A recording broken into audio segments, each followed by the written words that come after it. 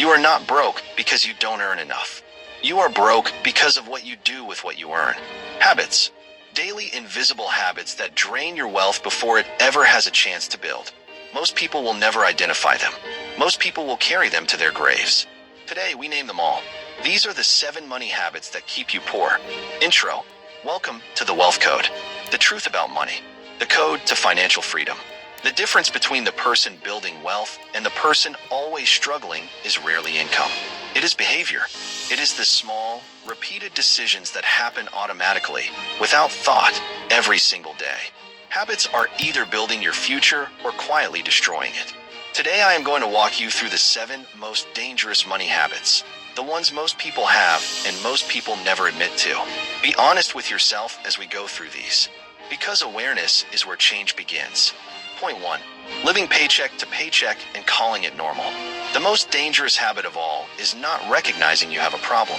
Living paycheck to paycheck has become so common that millions of people have accepted it as just the way life is. It is not. It is a symptom of a financial system that was never designed with your freedom in mind and personal habits that keep you locked inside it. When every dollar that comes and goes straight back out, there is no buffer, no safety, no foundation. One missed paycheck, one medical emergency, one car breakdown, and the entire house of cards collapses. But here is what makes this habit particularly insidious. It doesn't feel like a habit. It feels like circumstance.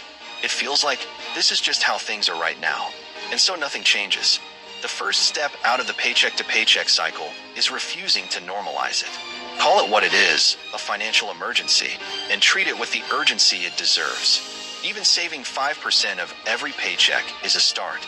Not because 5% will make you rich immediately, but because it breaks the psychological loop of spending everything. It proves to yourself that you are in control, and control is where wealth begins. Point 2. Buying things you cannot afford to look like you can. This habit has bankrupted more people than any recession in history. The pressure to appear wealthy is one of the most powerful and most destructive forces in personal finance. New clothes you didn't need. Phones upgraded every year not because the old one broke, but because someone might notice. Cars bought on credit to impress people who are also in debt.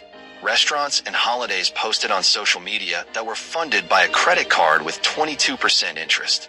This is the performance of wealth, not wealth itself. And it is consuming the financial futures of entire generations. Here is the brutal truth. The people you are trying to impress are not watching you as closely as you think. And the ones who are doing the exact same thing. You are both performing for an audience that is performing for you. Meanwhile, the quietly wealthy person, the one with real assets and real freedom, is driving a modest car, living in a reasonable home, and letting their investment account do the showing off. Wealth whispers, that screams. Every time you spend money to impress, ask yourself one question. Is this building my future or funding my image? Point 3. Avoiding financial education. Most people spend more time researching which phone to buy than they spend learning how money works. Think about that. Hours of YouTube videos comparing camera specs. Hours of reviews for a pair of shoes. But the actual system that governs every financial decision of their entire life? 0 hours. Financial ignorance is not neutral. It is expensive. Every year you don't understand how compound interest works. Debt compounds against you. Every year you don't understand how taxes work. You overpay or miss deductions. Every year you don't understand investing. Inflation quietly eats your savings. The cost of not knowing is real. It is measurable. It is devastating over time. And yet most people treat financial education like a luxury reserved for the wealthy. It is the opposite. Financial education is how people become wealthy. The wealthy read. They study. They invest in knowledge before they invest in anything else. You do not need a finance degree. You need 30 minutes a day dedicated to understanding money better than you did yesterday. Books, podcasts, channels like this one. The information is available. The question is whether you value your financial future enough to pursue it. Point 4. Using debt for depreciating assets. Not all debt is equal. This is one of the most important financial distinctions you will ever learn. There is good debt and there is bad debt. Good debt is borrowed money used to acquire assets that generate income or appreciate in value. A mortgage on a rental property. A business loan that funds a profitable operation. A student loan for a degree with strong earning potential. These are investments made with borrowed capital. Bad debt is borrowed money used to buy things that lose value the moment you acquire them. A car loan for a vehicle that depreciates 20% the moment you drive it off the lot. A credit card balance for a holiday that is over. A buy now pay later plan for clothes that will be out of fashion by next season. These purchases do not generate income. They do not appreciate. They cost you twice, once at purchase and again in interest. And yet this is how the majority of people use debt. The wealthy use debt as a tool to build more wealth. The financially struggling use debt to fund a lifestyle they cannot actually afford. Every time you consider borrowing money, ask this one question. Will this purchase generate more money than it costs me? If the answer is no, you cannot afford it. Save for it, or don't buy it. Point 5. Having no financial goals. You cannot build something you have never defined. This sounds simple. It is shockingly rare. Most people have a vague sense that they want more money. They want to be comfortable. They want to be secure. They want to not worry about bills. But they have never sat down and written a number. They have never said, by this date, I will have this amount saved. By this age, I will own this asset. In 3 years, I will have this income.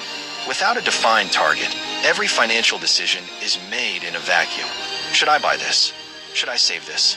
Should I invest this? Without goals, there is no framework to answer those questions. And so you drift, month after month, year after year, working hard but moving in circles. The wealthy are obsessive goal setters. Not because it's motivational advice, but because goals create clarity and clarity creates action. Write down your financial goals tonight. Not in your head, on paper, or in your phone, somewhere you can see them. Be specific. Be measurable. Attach a timeline. A goal without a date is just a wish. Your financial future is too important to leave to wishes.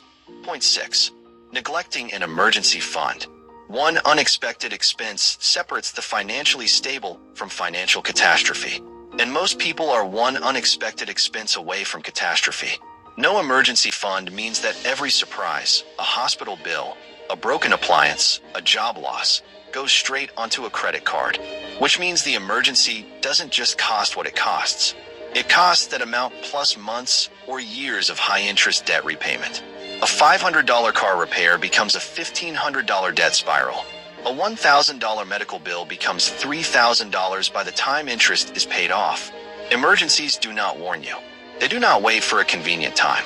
They arrive when you are least prepared, and they punish the unprepared most severely. The standard recommendation is 3 to 6 months of living expenses in a liquid, accessible account. Not invested, not locked away, available when you need it. This is not a wealth building tool. It is a wealth protection tool. It keeps one bad month from destroying years of financial progress. If you don't have an emergency fund, this is your number one financial priority before investing a single dollar anywhere. Build the floor before you build the ceiling. Point 7. Waiting for the perfect time to start.